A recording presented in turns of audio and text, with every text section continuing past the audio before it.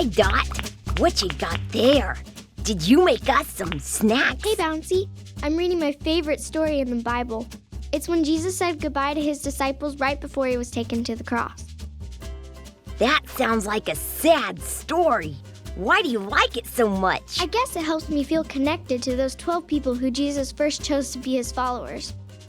Yeah, I've always wished I could be one of those guys. Well, this story tells about a way we can be just as close to Jesus as they were.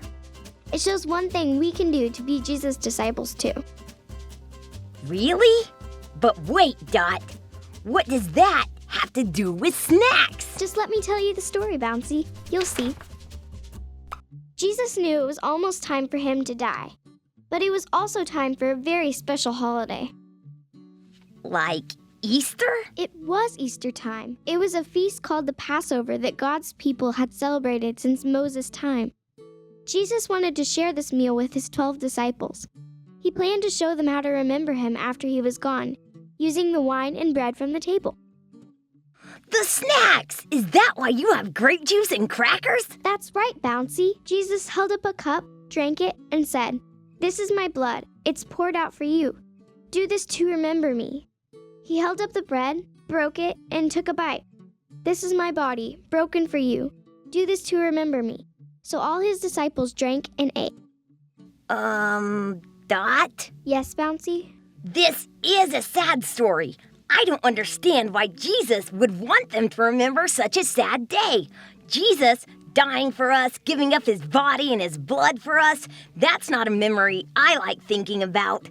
Why didn't Jesus tell them to remember the happy times? They did have lots of happy times. Walking together, telling stories, learning about God. Miracles. But none of that matters if it wasn't for what Jesus did on the cross. His blood had to be poured out. His body had to be broken. It is sad in a way, but it's the most wonderful thing God could ever do for us. That brings it all back to us. We can do this to be just like Jesus and his disciples. It's called the Lord's Supper, or communion. Dot, you know I'm gonna have to ask what communion means, right? Communion means to share something, to be close together, to be connected. You know, like in a community. When we take communion with grape juice and crackers, we're showing that we remember what Jesus did. Not by just thinking about how his blood was poured out and his body was broken on the cross, but living like that, doing what Jesus did, being broken and poured out too. Whoa! I don't want to die on a cross. Not die how he died, live how he lived.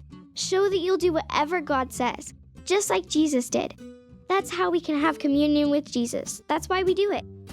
You know I want to live like Jesus.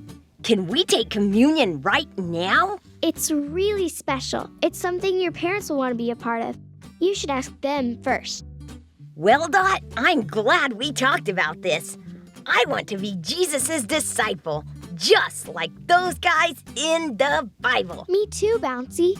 Jesus wants all his followers to share communion with him and with friends like you.